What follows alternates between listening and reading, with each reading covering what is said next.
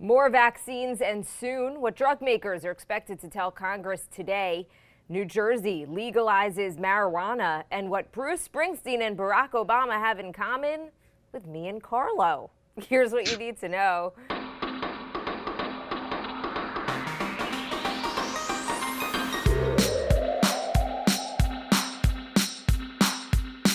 Good morning. This is Cheddar's Need2Know podcast for Tuesday, February 23rd. I'm Jill Wagner with Carlo Versano. It's quite an esteemed group I'm placing us with, Carlo. Who are you? Are you Bruce or are you Obama? Can I say Bruce? Yeah, you can be Bruce. I'll be the president. Carlo, how about that snow yesterday?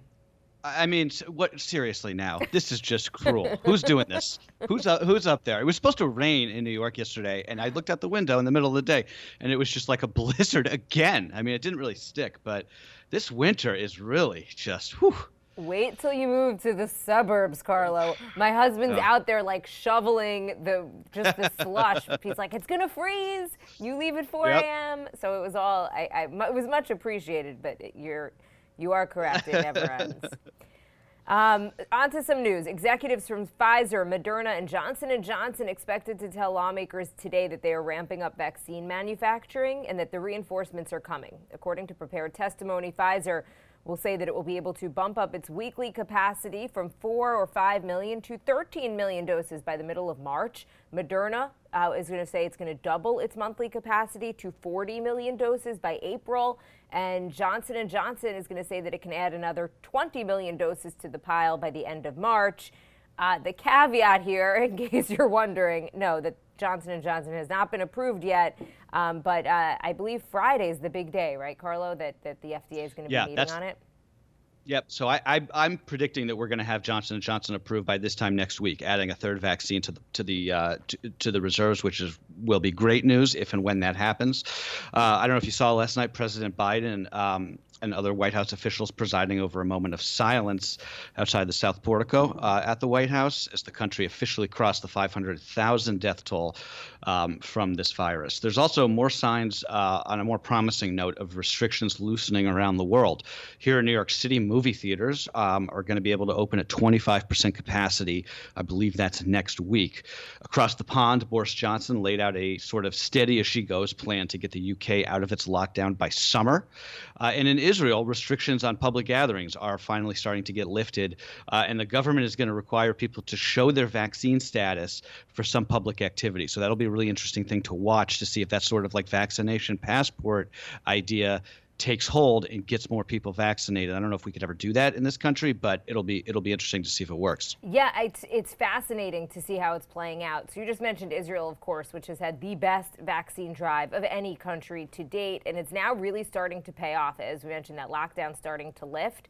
Now, some people wrote in yesterday to note that when we were talking about Saturday Night Live from the weekend, we did not mention the controversy from the joke that Michael Shea had made during Weekend Update. So he had said, quote, Israel is reporting that they vaccinated half of their population. I'm going to guess it is the Jewish half. Well, that joke has been called anti-Semitic by the ADL, members of Congress and others who have demanded that Saturday Night Live apologize. It is true that Israel has faced significant criticism from human rights groups, including Human Rights Watch, for not extending that phenomenal vaccination program to the Palestinian territories in Gaza and the West Bank that are under its control. So, I mean, that is worth noting. So I'm just going to give a little bit of color here. So Israel is okay. So personally, I'm Jewish. I was not offended by the joke. Like I got the humor in it, I guess. I do think we are living in such a heightened time right now, and there is so much anti-Semitism and there is so much anti-Israel sentiment that I think that it wasn't the right joke for the right time, because people watch that. A much broader audience is watching SNL than watches the news and really knows the story of what's going on, and might think that that's actually true, right? I mean, and it is not true. So some background: Israel is vaccinating non-Jewish Israelis, right, including Muslims and Christians and other religious groups. They have not been vaccinating Palestinians, though, who are living in Gaza and the West Bank. Moshe, who is a friend of the pod, he was on a couple weeks ago and you were out. Yep. He laid out both sides of this. So Israel would argue and does argue that under the Oslo Accords, which is 30 years old, and it's the rule that both sides have been kind of living under for the past 3 decades, the responsibility for providing health care for Palestinians, including vaccinations, falls under the Palestinians' own elected leadership. So that is the Palestinian Authority in the West Bank. And then in Gaza, it's the militant group Hamas. Human rights groups and others, as you've mentioned, argue that Israel has a moral obligation to vaccinate a population that's under its effective control. Israel has agreed to vaccinate 100,000 Palestinian workers that cross into Israel to work. They also donated about 6,000 doses weeks ago to Palestinian healthcare workers. Frontline workers in the Palestinian territories. Palestinians have also gotten access to about 10,000 doses of that Russian Sputnik vaccine donated by Moscow. So those are just sort of the facts, right? Yeah, that's helpful. Decide what you will, but that's the situation. I don't want to stay on this because there's more news to get to today. The only thing I'll say, and maybe this is easy for me to say as a Gentile, but I just when we start throwing around words like anti-Semitic or racist, for that matter, I just feel like it ends up doing a disservice, because it's like if everything is anti-Semitic or racist, then, or homophobic for that matter, then nothing is, if that makes sense. I don't know. It's like SNL, they're a comedy show. Like it was an insensitive joke maybe, but I don't know. I just get a little like annoyed when everybody starts throwing those words around when it comes to like comedy, especially, if that makes sense. I get it. Meanwhile, President Biden's $1.9 trillion economic recovery package has advanced out of committee in the House, setting it up for the chamber to vote on it later this week. If and when that bill passes the House, it's going to be sent over to the Senate, where some of the bigger provisions, like the $15 minimum wage hike, could get cut. Senate Majority Leader Chuck Schumer says he expects the bill to become law before that March 14th deadline, when the current emergency unemployment benefits are set to expire. The Senate parliamentarian is going to decide in the coming days whether that minimum wage hike can be passed through this process known as budget reconciliation, which is what the Democrats are going to use to turn this bill into law without bipartisan support. If it can't, which I think is probably more likely than not, there is this plan B in the works now to try and get some of the moderates on board with the minimum wage hike so they can maybe pass it separately. One of the ideas being floated is to cap it at $11 or $12 rather than 15. Separately, this is also a little bit relevant if you're a small business owner. The administration making tweaks to the PPP, the Payment Protection Program, that the small business lending program. They're going to give companies with fewer than 20 employees, so really like the smallest of the smallest American small businesses, 2 weeks just for themselves to claim loans. So hopefully that will be good for some of those businesses that may still be needing some assistance now. By the way, I just wanted to mention this. Gallup is out with the first comprehensive polling since Biden was elected. Check out some of these numbers. He's got a 56% approval rating overall. On the COVID response, his approval is 67% to 31%. In this day and age, those are phenomenal early numbers for any president. It is now, Carlo, legal for adults to smoke marijuana in New Jersey. Governor Phil Murphy signing the state's new cannabis law into effect after Jersey voters overwhelmingly passed a legislation referendum in November. So the law decriminalizes small amounts of pot, creates a regulated marketplace for recreational purchases, automatically dismisses pending pot charges, and creates a pathway for vacating past pot convictions. The Garden State now the 13th in the country to legalize cannabis. Great news. Now I only have to go through the Lincoln Tunnel. Can I say that? Am I going to get in trouble for that? No, Pennsylvania, I think, is probably the next state to consider cannabis legalization. By the way, speaking of Biden, if he wanted to do some real outreach to the left, he could introduce a bill today to federally legalize cannabis. It is absolutely beyond the pale that people in this country, by the way, people in this country, not me, not people who look like me or people who look like you, it's almost entirely, black people, are still getting arrested and prosecuted for marijuana possession in this day and age. It is insane. As far as the feds are concerned, pot is still the same thing as meth or heroin, which is really ridiculous. NASA released incredible footage recorded from the point of view of the Perseverance rover as it plummeted through the Martian atmosphere last week, including the first sound recordings ever taken on another planet.